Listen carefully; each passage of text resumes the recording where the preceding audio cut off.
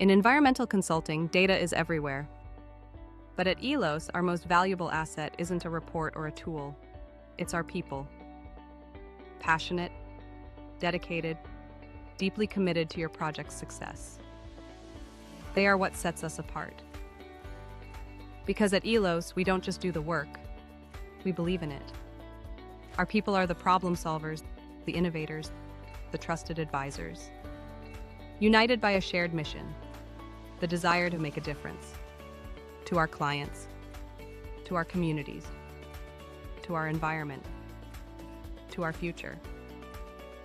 ELOS Environmental, people who care, results that matter.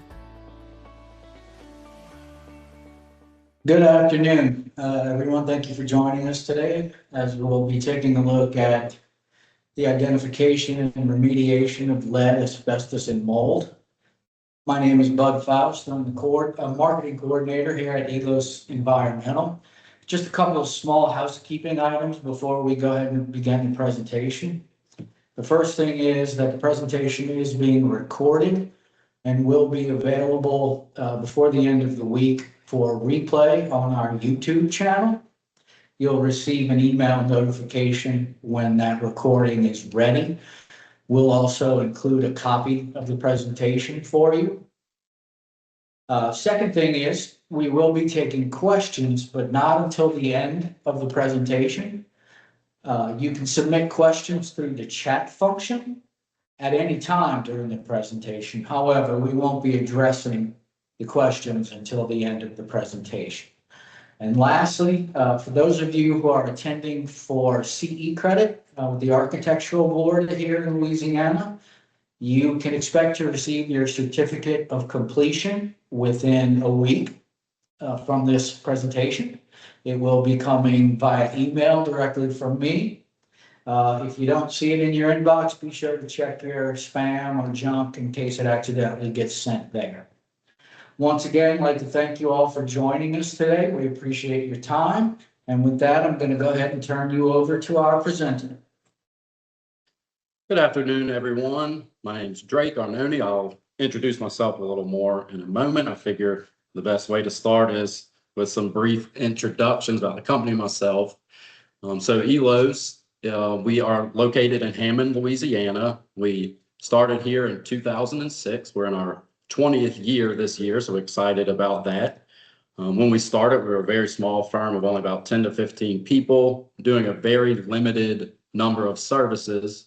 And over time, we've grown and added to our service line to include a myriad of different types of services, consulting services for our clients. We've also recently joined the Aventia brand, which is part of the Bernhardt Capital Partners umbrella of companies. And we are accompanied in Aventia by several other environmental firms, as well as one engineering specific firm here in Louisiana as well. So that's been a big transition for us here in the past year or two. So again, my name is Drake Arnone. I'm a senior project manager here at ELOS. I started in 2017, right after graduating from Southeastern Louisiana University here in Hammond in environmental and biological sciences. So I've been here for my entire career. I started out performing wetland delineations and doing permitting with the Army Corps. And after the major floods of 2016 and the programs, the disaster recovery programs that resulted from that, I moved into a role doing lead paint, asbestos, and mold inspections as part of those disaster recovery efforts. And I was able to actually help ELOS start a whole department providing these services for our clients thereon, and not just in disaster related times. So first, in order to talk about lead, asbestos, and mold, let's start by talking about what they are, where you might find these types of things. And then later in the presentation, we'll go into where they might be found and how we actually go about identifying them, and then what to do with them once we know that these things are there. So the types of projects that are most at risk are typically any types of projects that are going to disturb building components and materials. Typically in older buildings is where you'll find lead, asbestos, and mold, as well as some of those older buildings lose some of their integrity over time. So, anytime you're doing historic preservation, building modernization, definitely in post-disaster remediation, you'll see a lot of mold work there, but also lead and asbestos. And in new construction, you can even expect to encounter mold at times if the new construction is not implemented in the correct order and materials are exposed to the elements that aren't meant to be. So those are just some of the types of projects. You may also come across asbestos in utility projects or lead piping and utility replacement projects, things like that. So it doesn't just have to be buildings or structures, it could be other types of projects as well where you will encounter this. So let's talk about each different hazard that we're going to discuss today and look a little bit more about each one. So lead is one of the more common ones. Lead paint was used for many years. And when we say that there's no safe level of lead exposure, that means that given any exposure in enough of an amount, it will become harmful to you over time. Now, again, depending on how the exposure occurs, whether it's acute, you get high doses in a very short period of time, or if it's chronic, where you're being exposed to small doses over long periods of time, the effects may be the same or different depending on the individual. Children under the age of 6 tend to be the most susceptible to lead poisoning because of the fact that they are still in development in their bodies. So, of course, one of the main factors for children is neurological damage. It can affect the neurons and the development of those neurons. Now, along with that can come behavioral problems such as short attention span, general irritability of the child, and things of that nature. Having been exposed to lead, children can also experience a stunted growth, so they may not grow to be as tall as they otherwise would have. They may lose muscle mass that they would have otherwise gained. And they can also have acute encephalopathy, which means that their head will be smaller in proportion to their body than it should be, which can also contribute to the neurological problems that children face. Now, children are typically exposed to lead through ingestion. Children tend to put things in their mouths a lot, so they'll be exposed to lead via dust that they ingest into their mouth and their stomach, eventually into their bloodstream. Lead can also be hazardous to adults, though. So adults typically, or workers typically encounter lead by breathing it in, by inhalation, when they're working with items that may have lead-based paint or other lead sources there. Some of the cardiovascular issues that you can have would be hypertension or high blood pressure. It can cause an irregular heart rate. You can even have a stroke. In terms of kidney failure, chronic exposure can cause inflammation of the kidneys and scarring to that tissue, causing the kidney to not function properly. It can even lead to gout or swelling and deposits of minerals in your joints. Of course, in adults, lead can also affect reproductive ability. So the lead can be deposited in the reproductive organs, causing them to not function properly and possibly even sterility in some cases. And then, of course, also in adults, adults can experience cognitive impairment. So I call it brain fog. Lead is an insulator of electrical activity. So having a high level of lead in the blood causes the brain neurons not to fire as rapidly or communicate as well with each other. And then, of course, pregnant women are very susceptible because they have an unborn child in their womb, and children are very susceptible. So lead can potentially cause miscarriage and stillbirth. Again, developmental issues, so premature birth or low birth weight, things of that nature can be a factor if a pregnant woman is exposed to lead. Now, asbestos, unlike lead, is known to be a silent killer. If you're exposed to asbestos, you may not even know about it for years down the road. In some cases, asbestos can take even up to 50 years for symptoms to start to show up.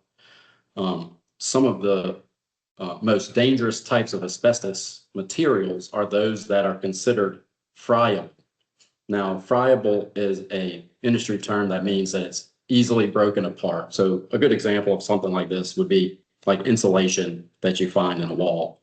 Non-friable things tend to be less dangerous, but can still cause exposure. So an example of that, and we'll talk more about these in a bit, but an example of that would be like a floor tile, something that's not easily broken by hand, but would require equipment to break apart. Now, some of the types of diseases you may have heard of, you may have seen commercials about mesothelioma and asbestosis. Those are both cancers or conditions of the lung where asbestos fibers have become lodged. With mesothelioma, that's in the mesothelium or the middle lining of the lung. And with asbestosis, it's just in the inner part of the lung. And what happens is it causes painful breathing. It can cause buildup of fluid and other general lung issues, and like pulmonary fibrosis. Now, beyond lung cancer, asbestos can also affect other parts of the body, like the larynx, the esophagus. There have even been reported cases of ovarian cancer from exposure to asbestos. So it's not just the lungs that can potentially be affected, but other organs as well, depending on how the exposure occurs. So finally, we'll talk about mold. Now, mold is a bit different than both lead and asbestos in that it's a living creature. It's a biological hazard because of the living nature of the organism. And also because of that, it's a little more difficult to be well defined or regulate things having to do with mold, even though it can be hazardous.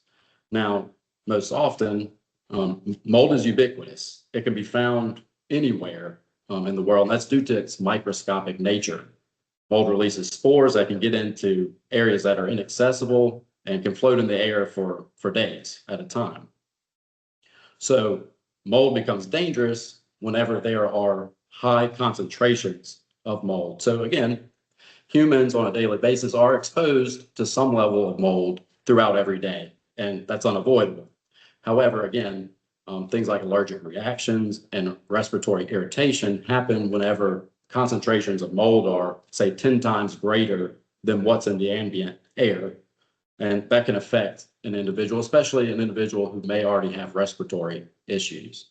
Now, in some cases with specific types of mold, for example, black mold, which you may have heard of, or Stachybotrys, people can also have toxic reactions due to the mycotoxins that these types of mold release. So once they're in the body, they release these toxins and it can cause serious side effects for people. And then in really rare cases, sometimes mold can even take root and grow in something like an open wound, or can actually even grow in your bloodstream. So those are very rare cases, but it is possible for that to happen. So now that we've talked a little bit about what the different types of hazards are exactly, let's talk about where we might expect to find these types of hazards, especially as it pertains to, say, construction, demolition, or renovation type work. So lead is most commonly found in homes that were built prior to 1978. And that's because lead was used in paint in the past because of its nature, which adds durability to the paint, as well as a certain level of mold and mildew resistance. Lead can also make paint colors like white and red more vibrant. So depending on what type of lead is used, it can enhance the color of the paint, actually. So this was very useful. People found it very useful until they discovered some of the hazards around 1978, and it was banned. Now, lead paint can be found both on the exterior and the interior of the home. In my experience personally, it's more often found on the exterior due to the nature of making the paint more durable and mold and mildew resistant, but often components on the interior of a home that may be exposed to higher moisture, for instance, window frames, door frames, things of that nature, will likely have lead-based paint too, the older the home gets. There are also industrial applications for lead-based paint. So people are less likely to come in contact with that, except for the workers dealing with it directly. But one example of this would be paint used on bridges. So again, because of the nature of lead, making the paint more durable, it will last longer and keep those bridge components from corroding. A very interesting place that lead has been found is also in glazes on things like pottery and ceramics. Now, that's not always, but certain potteries and ceramics, the glaze does have lead in there. And so if those are being used to drink or eat with, somebody can be exposed there. Oftentimes also, older homes and older commercial structures may have lead in the plumbing systems. Sometimes there may be lead pipes, but also some of the solder and the connections, the joints, even the fixtures inside the home could contain lead as well. And part of that is because lead is a very malleable element. And so it's easy to form into the types of shapes that they would need for the plumbing. And then finally, on this page, another area is, again, in outdoor settings where you need some waterproofness, so in flashing and gutters. Again, the lead would add some durability to those components, keep them from corroding and rusting as easily as other elements may. Now, some special places that you can find lead and are worth noting in case you were to come across this. And this is not an exhaustive list, be aware. But stained glass canes, the parts that hold the panes together, were actually often made of lead. And again, that's due to lead being able to be malleable and molded. They could mold the shapes into whatever intricate shape they need to fit the panes of glass there. And then lead was also included in electrical wire jackets. So it helped to stabilize the vinyl plastic coating around there, which is susceptible to heat. Lead is actually an insulator from heat, and so it helped to stabilize the vinyl by preventing heat transfer into it as much. Now, asbestos is found in a variety of uses, and that's because it has many good qualities in terms of construction and building materials. Asbestos is waterproof, it's fireproof, it's highly resistant to electrical current, it's highly insulating, it can't be corroded, and it's durable and very resistant to wear and tear over time. So there are typically 3 different types of applications, which we've listed here, where you might find asbestos used. So the first type of application is in insulating. Again, this is due to the nature of asbestos being resistant and insulating to temperature changes like hot and cold. So oftentimes you'll find this around pipes and other type of, or water heaters, things of that nature that may get very hot or very cold. In the industry, this type of asbestos is referred to as TSI, or thermal system insulation. And this type of asbestos is typically friable, meaning it will be a little more dangerous to handle when removing or installing. Even though not much asbestos is used today, there are still some applications where asbestos-containing materials are used. The next type of application that we see often is flooring. And this is probably the most common application that I see personally. Flooring falls into a category of miscellaneous material. So this is for anything that's not TSI or a surfacing material, which we'll talk about next. So that could even include transite board on the outside of buildings, roof shingles, things of that nature. But very commonly, the old 9x9 floor tiles are known to have asbestos in them, as well as their associated mastic, or the glue that sticks those tiles to the floor. So at times, both the tile and the mastic may have asbestos, or one or the other. So it's important to get all of the layers of a suspect material. The final kind, like I mentioned, is what we refer to as surfacing material. So this could be anything from mud that goes on sheetrock to joint compound where 2 pieces of sheetrock connect, popcorn ceilings, anything of that nature has the potential to have asbestos in it. And again, this is due to the waterproofing nature, the insulating nature, and other various natural factors of asbestos. So finally, we have mold. Excuse me. Talk a little bit more about exterior panels. I did mention transite on the outside of homes. So this is fairly common in the 1970s and prior.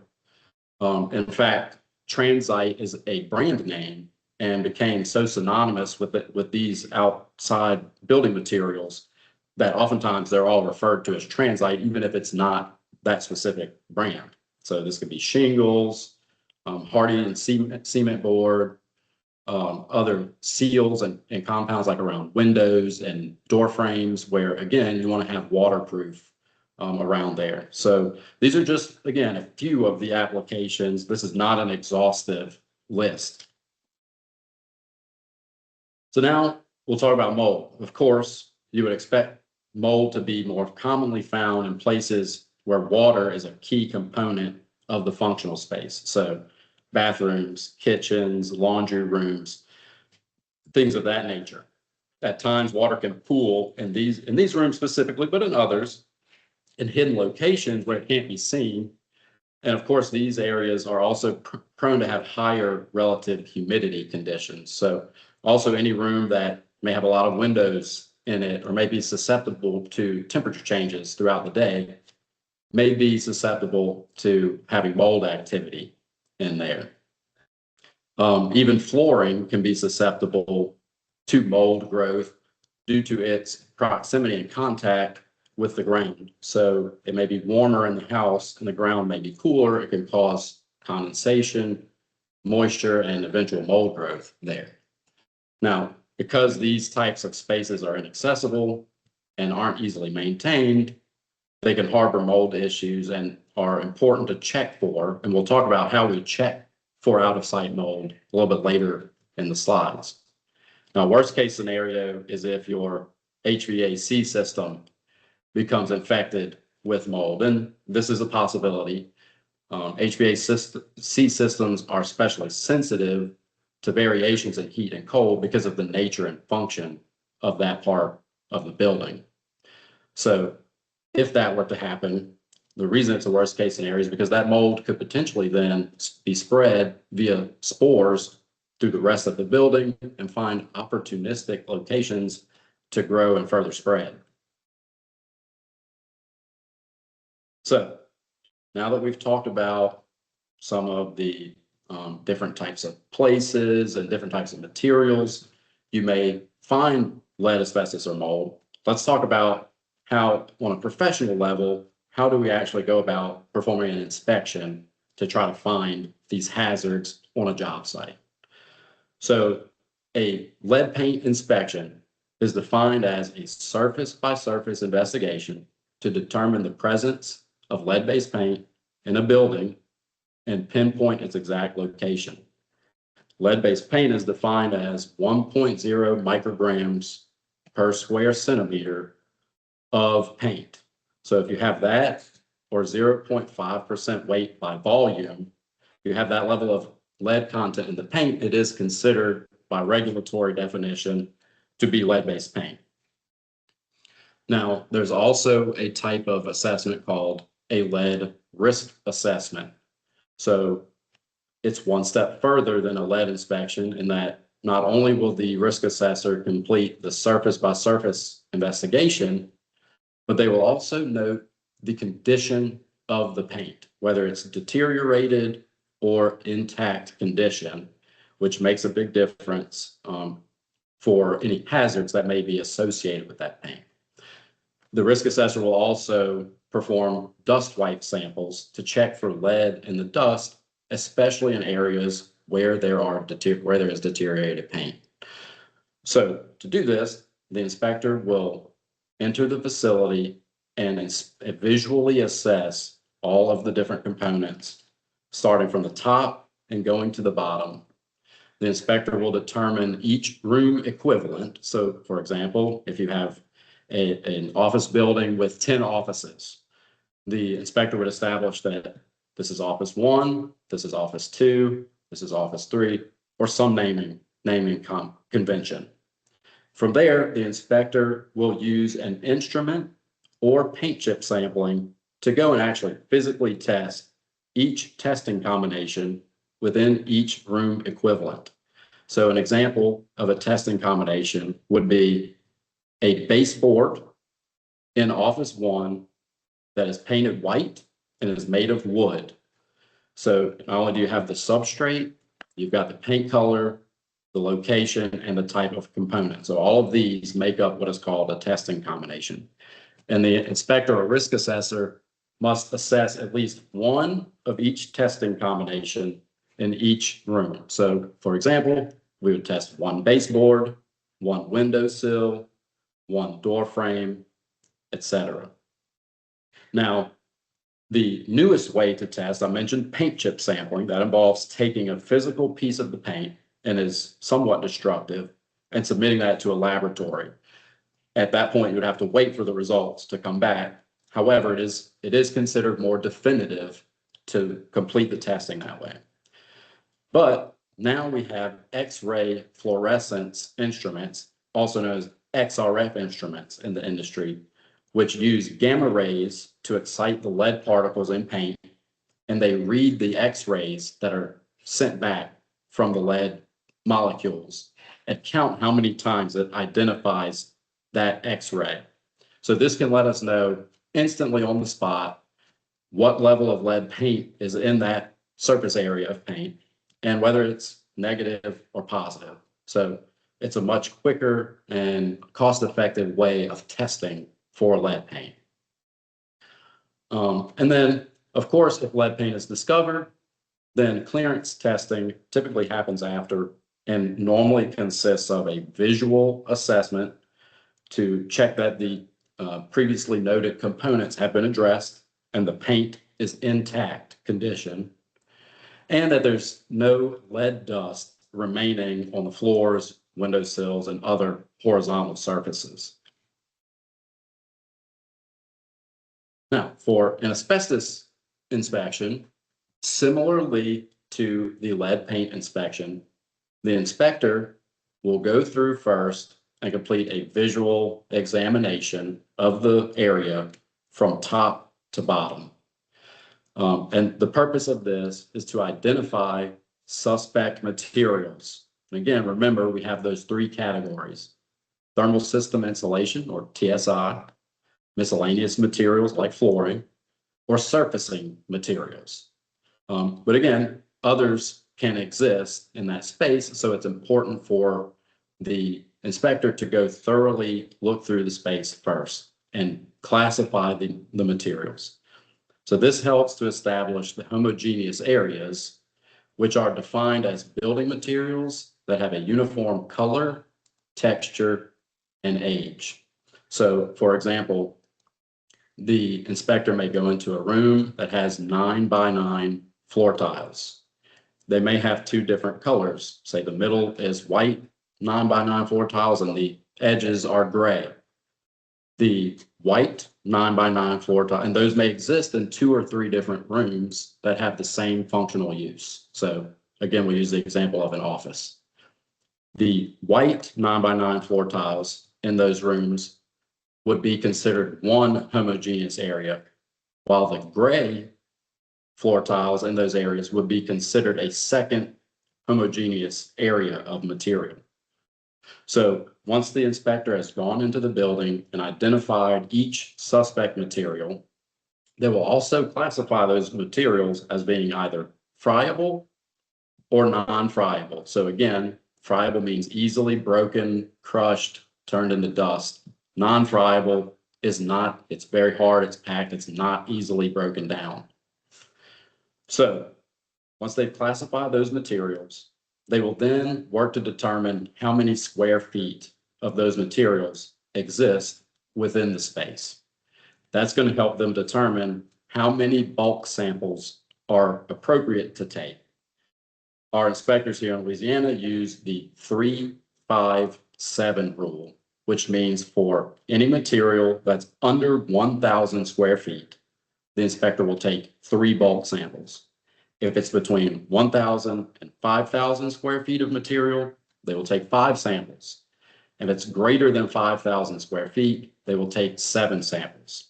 Now, this is in an attempt, statistically speaking, to make sure that we've got a good representative sample of those materials so that when the lab analyzes them, if there's asbestos there, they will actually encounter it. At times, asbestos can be very thinly spaced through a material. It may be concentrated in some areas and not in others. So having those extra samples, statistically speaking, gives you a good confidence that if asbestos is there, it will be detected by the laboratory. Now, there are also some small materials like pipe joints and things of that nature. Again, it's on the inspector to collect a piece of material sufficient for the lab to be able to analyze. So once those samples are collected, with asbestos, they must be examined by a laboratory, especially for bulk sampling. We will discuss an instance where samples can be read on site here in just a moment. But for bulk sampling, the standard type of test is known as polarized light microscopy. And this uses direct examination under a microscope using polarized light, as the name implies. So the polarized light helps to enhance the unique optical properties of the various types of asbestos and can help identify asbestos fibers down to 1% by volume. Now, that's important because the definition of asbestos is any material containing 1% or greater of asbestos by weight. So when the lab is looking at this, they're looking not only at the concentration, but what type of asbestos is there as well. And again, PLM helps with that. There are six different types, main types of asbestos, each having a fairly distinct color and composition under polarized light. So a couple of them that are worth noting. The most common type is chrysotile. That is known as white asbestos. And this is the type of asbestos that is found in most building materials. A second type that is also fairly common, but less common, is called amosite. And it is known as brown asbestos. And then finally, the most rare type to be used, but also known to be the most deadly because of its nature and structure, is chrysotile. And it is blue. So the other types are much more rare and are typically found as byproduct contaminants for other mineral processes. So again, they're not typically found in building materials and you're not likely to encounter them. Now, the next type of analysis that the lab may use, especially if we need more detailed analysis or if we need a solid confirmation of the asbestos, the lab may use transmission electron microscopy. Again, this is the most sensitive and definitive method of testing, and it utilizes electron beams to analyze the samples at a nano scale. So again, can very definitively tell if a particle on the screen is asbestos or not. TEM, if you see at the bottom of the slide, TEM is also used in air clearance testing. So when asbestos is abated, air monitoring is required due to the light nature of asbestos and its ability to become and stay airborne. So typically, while work is going on, air samples will be collected and PCM, or phase contrast microscopy, will be used to read those samples on site. Phase contrast microscopy is similar to PLM in that it's a direct reading under light of a sample. One of the major differences, though, is that when counting fibers that are present on the slide, the analyst is not necessarily identifying what that fiber may be. So it's less sensitive and is less definitive for telling you if this is actually asbestos or not. However, the major benefit of this, again, is that this method can be completed on site with the proper equipment and training and can give you results on site in real time to let you know if your containments and other efforts to keep the asbestos out of the air are working. Now, again, for a clearance sample, when we need a more definitive answer of is this area clean and clear of asbestos to be reoccupied, those samples require TEM sampling in order, again, to verify that the area is safe. Now, finally, we'll talk about a mold inspection. Again, mold is a living organism and can be literally anywhere in a house. So the inspector will start, just like with the others, by doing both an exterior and interior visual examination from top to bottom of the structure. Oftentimes with mold, especially, we'll start from top to bottom because many issues that cause mold come from building envelope issues, which may include the roof, windows, joints at the fascia and soffit, things of that nature. So starting from top to bottom makes sense. Also because water and moisture tend to run down due to gravity. So the inspector will utilize FLIR camera technology, which is an infrared type of camera to detect signs of excess moisture. So in the FLIR imagery, the moist or damp areas would show up a different color, typically darker blue than the surrounding areas, indicating that there's some moisture there causing a temperature differential, excuse me. The inspector is also going to be looking for just visual signs of moisture damage, like bubbling of paint, sagging of wood or other types of components, or warping, peeling paint, things of that nature that are typical indicators, staining of materials that indicate that water or moisture has been there in the past. They're also going to look for areas of possible intrusion around the windows, around the roof, like I mentioned, around door frames, wall joints. And not only will they check the outside, but will confirm inside whether that suspected area is having an effect. And then another area to check is actually around the foundation. Oftentimes, water can pool around a foundation and wick into the flooring of a building without the occupants even realizing that that's happening. Again, on the interior, the inspector is going to use the FLIR camera and examine each room, room by room, similarly to how the lead investigation works. Another main component that the mold inspector will look at is the HVAC system. Again, as I mentioned earlier, this building component is particularly susceptible to mold activity. So it's very important when performing an inspection like this to check that, even if the HVAC is separate from whatever the target or suspect area may be, because spores can travel easily through the air, it's possible that the HVAC could become affected over time, especially if damage is persistent or has been there for a long time.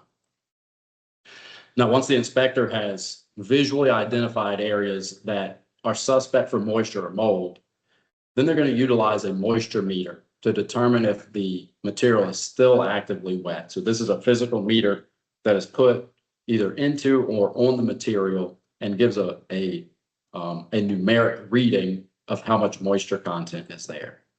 So this is important to note because materials that stay longer, more than 48 to 72 hours, are extremely susceptible to mold growth and are often recommended to be removed depending on the nature of the material. If it's a very porous material like sheetrock or furniture, things like that, often if they're wet that long, they will be susceptible to mold growth. Now, the final thing that the inspector will do once they've noted any areas of increased moisture or moisture damage, they will then collect either air samples or swab samples to help identify if indeed there is mold growth. Swab or surface samples are generally collected if there is visual suspected mold growth. This can help not only identify that it is in fact mold and not dirt or some other kind of staining, but it also helps to identify the concentration of mold there and the type or the species of mold, which can be very important when remediating or trying to remove those contaminations. The air samples are collected by simulating human breathing in the area. So if it's an occupied space, the inspector would collect a sample running air through a pump over a cassette for approximately 10 minutes and running about 15 liters of air per minute to simulate the amount of air diffused through the human lung in 1 minute.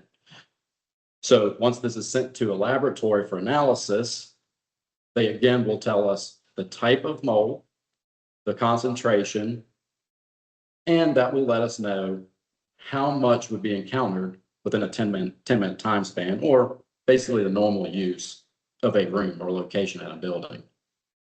And then based on those results, the inspector will collect a sample from outside of the building as well to be a control sample. With lead and asbestos, there are well-defined regulatory permissible limits of exposure. With mold, because it's a biological entity that's somewhat unpredictable, there is no set limit. Instead, the inspector uses a comparison to the normal outdoor ambient air as compared to what's inside. And in a normal, healthy building, one would expect to find the same amount of mold and the same types inside as one would find outside. If different types of mold are found inside, or if they're found in higher concentrations, that indicates that there is a source of mold actively growing in that area. So now that we've talked about some of the places where you might find these hazards, how you identify them, now we'll talk about the best thing to do with them once you find them. Obviously, if an unsafe situation is at hand, then some action needs to be taken, but what level of action is really the question. And for asbestos specifically and lead, there are two types of action that can be taken. Either one can abate or remediate it, which means we're going to completely remove the hazard, that material from the building, or we will encapsulate it, meaning we will cover it in a state that it's no longer accessible at all. So this determination of these actions is very project specific. Not only is it specific to the location and the logistics of the location, is it occupied or not occupied? Is it well ventilated or poorly ventilated? But it's also determined by how the budget of the client. What is reasonably available to us to complete based on that budget? So again, for abatement and remediation, the costs can be relatively high. Whereas with encapsulation, it's a less invasive process and the costs can be kept relatively low. Now with abatement, because we're completely removing the material, you will eliminate future costs for having to deal with that material, which may be beneficial to the client given the situation. If you encapsulate or stabilize with lead paint, you stabilize the surface, then you're going to have some ongoing maintenance costs. If you repaint lead paint, it's possible that within a year or two, that painted surface may become deteriorated again and you'll have to go maintain it again. So depending on what the client's future plans, it may be beneficial to go ahead and abate and remove the hazard. Now, when abating or remediating, the safety risks are far higher. Again, you're going to be very much disturbing those materials in order to remove them from the place. Whereas when you encapsulate, typically the goal is to not disturb the material at all so that it can be left in good condition and sealed under something else. So because of that, most of the time workers and occupants are at much less risk. Now, abatement makes future renovations much easier. And that's because it's all already gone. All of the material is gone. And so you don't have to worry about addressing it again. But if you go to encapsulate, then you're going to have to deal with that material again later on. So I say all of this just to point out and show that each of these decisions is very project specific and will have to be determined site by site, project by project.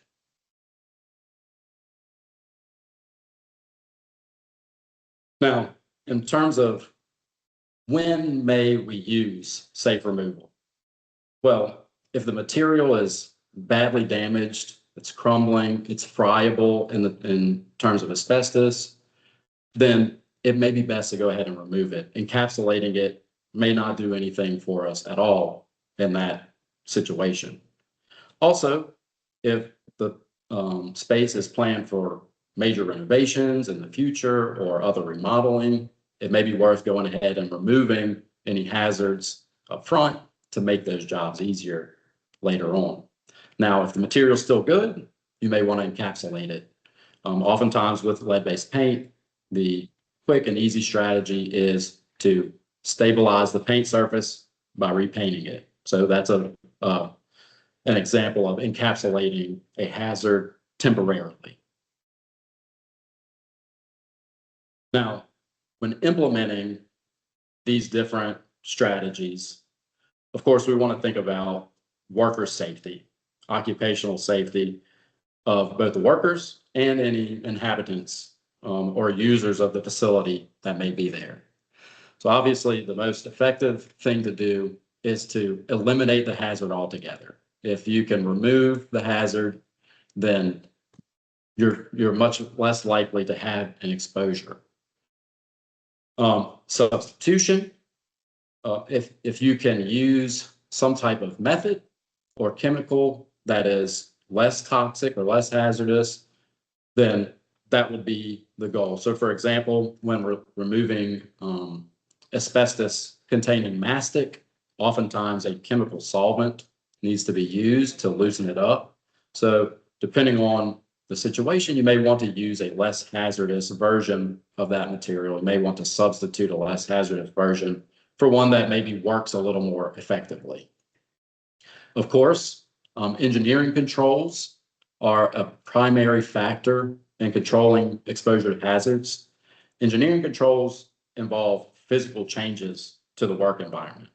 So like putting up a containment around the area, putting up negative air machines to control the flow of air, things of that nature. Administrative controls refers to how the work is being performed. So for example, with lead paint, instead of using dry methods, one may use wet methods in order to eliminate the amount of dust that's being produced. And finally, the last line of defense, but still very crucial, is personal protective equipment. So this includes things like Tyvek suits, respirators, gloves, eye protection. So any of that last hazard that you can't control through these other methods, you block from the personnel by using PPE. Now, when designing a remediation, you want to look to the 4 key pillars of workplace safety. You want to make sure that you've got a good plan with proactive measures in place up front. Those proactive measures, the preparation helps to prevent and protect your employees and occupants by implementing that hierarchy of controls to maintain minimal hazard exposure.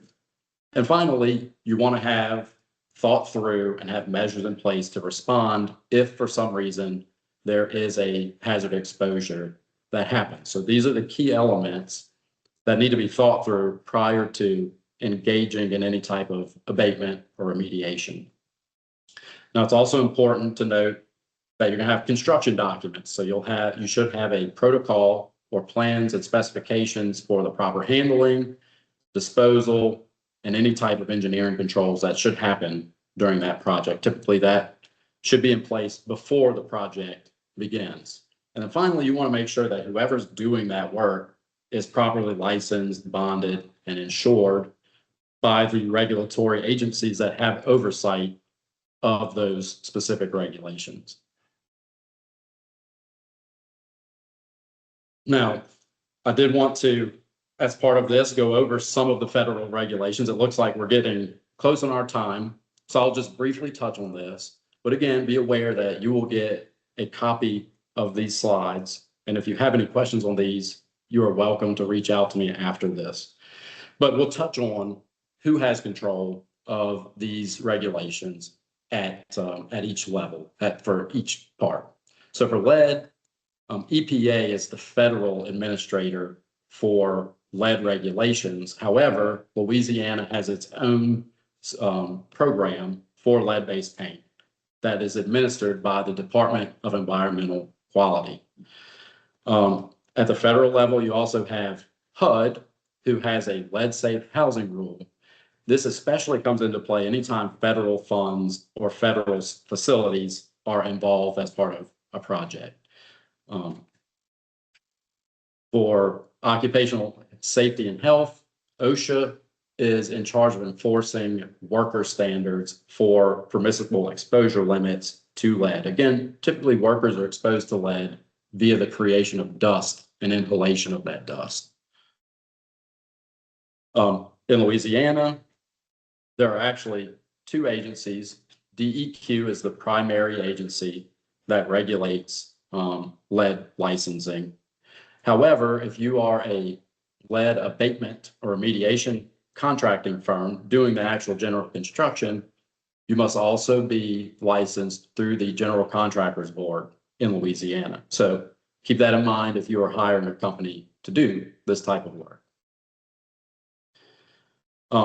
Now, in Louisiana, the split is different. So DEQ handles all of the lead-based paint, abatement and remediation type work. However, the federal EPA still handles any project that is under a certain amount and that is only planned to renovate or repair the property, not remove any of the materials permanently. For asbestos, the EPA has jurisdiction over any and all asbestos-related projects. DEQ does help here at this level, but the standards that are used are the National Emission Standards for Hazardous Air Pollutants. That is the most common standard used. And also for public and school facilities, there's a standard known as a HERA that is specific to those types of facilities and is much more stringent because of the nature of the occupants of those facilities.